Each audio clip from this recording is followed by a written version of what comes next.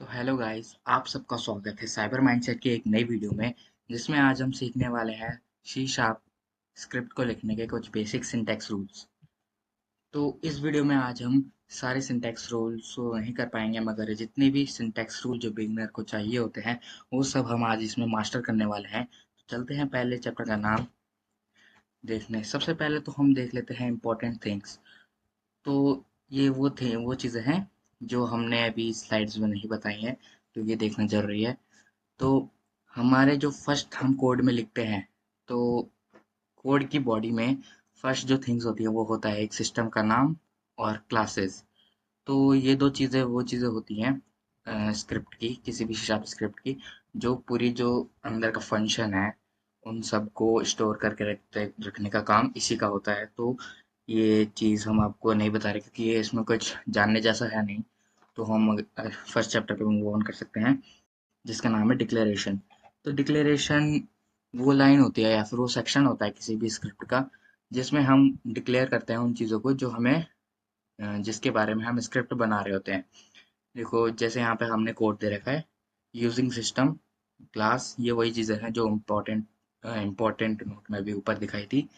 और यहाँ पे आता है हमारा डिक्लेरेशन का okay, public game object, public bool, public int score, ये डिक्लेरेशन में आते हैं।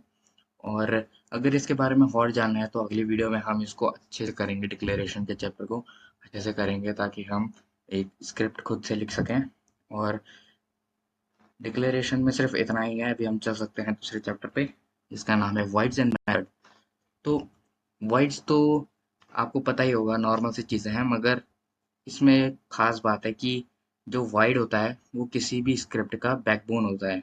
यानी कि जितने भी काम जो होते हैं स्क्रिप्ट के, जितना भी फंक्शन होता है वो वॉइड पे चलता है। और इसको लिखने का तरीका यहाँ पे है, यहाँ पे लिखा हुआ जैसे वॉइड स्टार्ट। तो यहाँ पे देख सकते हैं आप, यहाँ पे मेन भी लिखा है क्योंकि ट्रेडिशनल जो सी शार्प लिखने का तरीका है उसमें हम स्टार्ट नहीं यूज करते, उसमें हम यूज करते हैं मेन। तो वैसे तो जो भी सॉफ्टवेयर आजकल चलते हैं कोडिंग के, उसमें सिर्फ वर्ड स्टार्ट यूज होता है ना कि वर्ड मेन, मगर ये अभी भी एलिजिबल है तो हम इसे यूज कर सकते हैं। वैसे आसान तरीका वर्ड स्टार्ट लिखना है और उसके बाद ये कोड ब्लॉक आ जाता है यहाँ पे करली ब्रैकेट्स के अंदर। फिर यहाँ फंक्शन है, फंक्शन, और इसका एक मेथड भी है जो कि नाम में ही है मेथड। तो मेथड ऐसा होता है कि जो भी जो फंक्शन होता है, जो काम होता है अंदर का वॉइड के अंदर जो लिखा जाता है कर्ली ब्रैकेट्स में, उसको कहते हैं मेथड। और जब से जो सबसे कॉमन मेथड यूज होता है हमारी कोडिंग लैंग्वेज में वो है ये वाला फॉर इंट। इससे हम किसी भी, अगर हमारा स्कोर, मान लीजिए आपके पास कोई गेम है जिसमें अगर हम फाइव फाइव पॉइंट स्कोर करते हैं तो हमें एक एबिलिटी मिलती है। तो उस एबिलिटी को पाने के लिए हमें ये वाला कोड टाइप करना होता है, या फिर और कंपाइल एरर्स आए तो देखते हैं आप। अभी इस हमने ये भी कंप्लीट कर लिया है।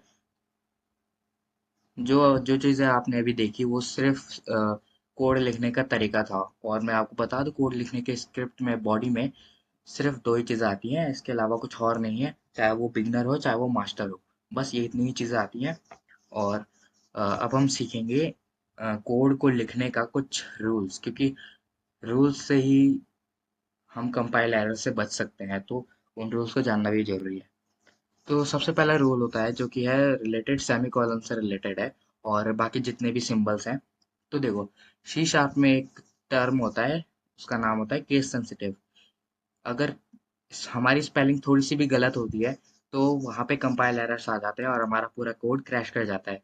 जबकि जैसे नॉर्मल जो कोडिंग लैंग्वेज होती है जैसे पाइथन और एचटीएमएल में ऐसा नहीं होता है, मगर सी शार्प बहुत केस सेंसिटिव है इसका।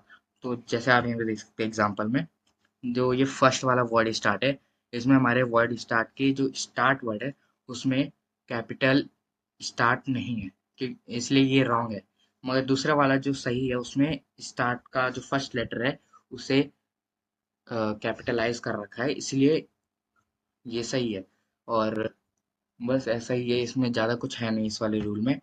और अब हम दूसरे रूल पे चल सकते हैं जिसका नाम है, जैसे इसका कुछ रोल नहीं है, रूल तो होना नहीं चाहिए, मगर कोड ब्लॉक। तो कोड ब्लॉक हम इसे ऐसे कर सकते हैं कि जो करली ब्रैकेट्स होते हैं, जो भी हमें फंक्शन या फिर काम कराना होता है, वॉइड स्टार्ट, वॉइड अपडेट, जितने भी मेथड हैं उनसे जो भी काम कराना होता है फंक्शन वो करली ब्रैकेट्स के अंदर आता है। जैसे यहाँ पे देख सकते हैं आप एग्जांपल में, वॉइड स्टार्ट, हमने वॉइड स्टार्ट लिखा। ध्यान रखना यहाँ पे वॉइड स्टार्ट की स्पेलिंग सही है पूरी, केस सेंसिटिव कुछ नहीं है वर्ड स्टार्ट में, मगर फिर भी ये रेड है क्योंकि जो अंदर का जो वर्ड स्टार्ट के जो नीचे लिखा है वो करली ब्रैकेट्स के अंदर नहीं है। जो टाइमर रिसेट लिखा है मैंने, ये करली ब्रैकेट्स के अंदर नहीं है। इसकी वजह से पूरा कोड जो है, दोनों दोनों लाइंस वो हो गई है कंपाइलर से जूझ रही हो। और बगल में देख सकते हैं जैसे आप वर्ड स्टार्ट, तो उसके नीचे का जो फंक्शन है वो करली ब्रैकेट्स में बंद हो रखा है। इसलिए हमारे कंप्यूटर को पता चल सकता है इससे इससे कि जो भी हमें काम करवाना है वो करली ब्रैकेट्स के अंदर होता है। ऐसा रूल है पूरी सी शार्प स्क्रिप्ट में, ऐसा ही होता है। और इतना काफ़ी है। अभी हम दूसरे पे चलते हैं, रूल नंबर 3 पे, जिसका नाम है वाइट स्पेस्ड इनसेंसिटिविटी। तो ये तो नॉर्मल सा है। देखो, जब भी हम कोड लिखते हैं, तो अगर उसमें हम जैसे जैसे वॉइड स्टार्ट लिखा है, तो वॉइड स्टार्ट में हम वॉइड और स्टार्ट के बीच में स्पेस देते हैं, जो कि सही है, लिखना स्पेस देना सही है। मगर अगर हम स्टार्ट के बाद जो हम वो ब्रैकेट्स लगाते हैं, जो कि दर्शाता है फंक्शन को, किसी भी वॉइड या फिर कोई भी मेथड होता है तो उसको दर्शाने के लिए ये दो ब्रैकेट्स लगाए जाते हैं। तो अगर हम स्टार्ट और दो ब्रैकेट्स के बीच में अगर स्पेस दें, तो वो हो जाता है अननेसेसरी। एक जो हमारा स्पेस होता है अननेसेसरी, वो होता है, ठीक है, जो कि हमें नहीं चाहिए होता है। इसकी वजह से कंपाइल एरर आ सकते हैं। और जबकि हम दूसरी तरफ देखें वर्ड स्टार्ट, तो उसमें हमारे सारा स्पेसिंग वगैरह सही है, तो इसमें कोई भी कंपाइल एरर नहीं है। और यही केस सेंसिटिव एक ऐसी वजह है जिसकी वजह से बहुत सारे लोग तो सी शार्प को सीखना ही नहीं चाहते, क्योंकि ये बहुत ज़्यादा सर दर्द वाली चीज़ होती है स्टार्टिंग में। और हम अब चल सकते हैं रूल नंबर 4 पे, जो कि है पैस्कल एंड कैमल केस। अगर आपने हमारी पहली वाली वीडियो देखी होगी तो मैंने इसके बारे में बता दिया है कि पैस्कल और कैमल केस क्या होता है। अगर अगर आपको नहीं पता है तो नीचे लिंक दे रखा है वीडियो के, आप वहां से जाके पुरानी वीडियो देख सकते हैं। और अब मैं स्टार्ट कर देता हूँ ये इस रूल के बारे में बताना। तो जो पैस्कल होता है, मैं हल्का फुल्का बता देता हूँ। पैस्कल जो वर्ड्स होते हैं, ये पैस्कल जो है ना, ये वर्ड की कैटेगरी है सी शार्प में। तो पैस्कल वो होते हैं जिनका फर्स्ट लेटर जो होता है वो स्मॉल होता है, बाकी का अंदर का हर एक जो नया नया वर्ड आता रहता है, चाहे उसमें स्पेस क्यों ना हो, सब में कैपिटलाइज्ड वर्ड यूज होते हैं, सिर्फ स्टार्टिंग लेटर में, फर्स्ट लेटर को छोड़ के। जैसे और कैमल में ठीक है इसका उल्टा। तो आप एग्जांपल में देख सकते हैं, जैसे यहाँ पे नेम स्पेस, फिर प्लेयर सिस्टम। मैं आपको एक चीज बता दूं, जो ये नेम स्पेस है ना, ये शीशा आपको लिखने का एक यूनिवर्सल वे है। ये वही चीज है जो हमने सबसे इम्पोर्टेंट रूल में पढ़ा था स्टार्टिंग में। तो नेम स्पेस में देखो, यहाँ पे हमने यहाँ पे पैस्कल केस यूज कर रखा है। नेम में यहाँ पे फर्स्ट लेटर स्मॉल है, मगर उसके बाद का लेटर सारा कैपिटलाइज्ड है। जैसे देख सकते हैं, प्लेयर की फर्स्ट लेटर कैपिटलाइज है, और सिस्टम का फर्स्ट लेटर भी कैपिटलाइज है। और दूसरा एग्जांपल है कैमल केस का। तो कैमल केस में मतलब सिर्फ जो जो काम है, जो किसी भी डिक्लेरेशन कोड, वैसे ये डिक्लेरेशन कोड है, ये आइटम क्वांटिटी डिक्लेरेशन पॉइंट है। तो इसमें देख सकते हो आप कि कैमल केस के हिसाब से इसमें हमने सिर्फ एक वर्ड को रखा है, जो कि है क्वांटिटी, जो कैपिटलाइज हो रखा है।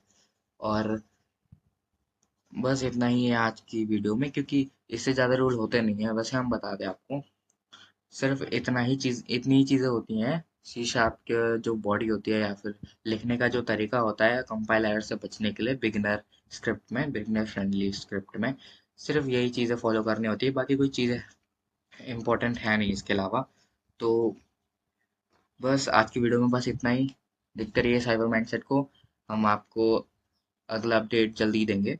अगली वीडियो के लिए तैयार रहिएगा, क्योंकि अगली वीडियो में हम सीखने वाले हैं एक प्रॉपर स्क्रिप्ट लिखना, और उसको रन भी करेंगे हम। तो अगली वीडियो के लिए तैयार रहिएगा। सब्सक्राइब करिए साइबर माइंडसेट को।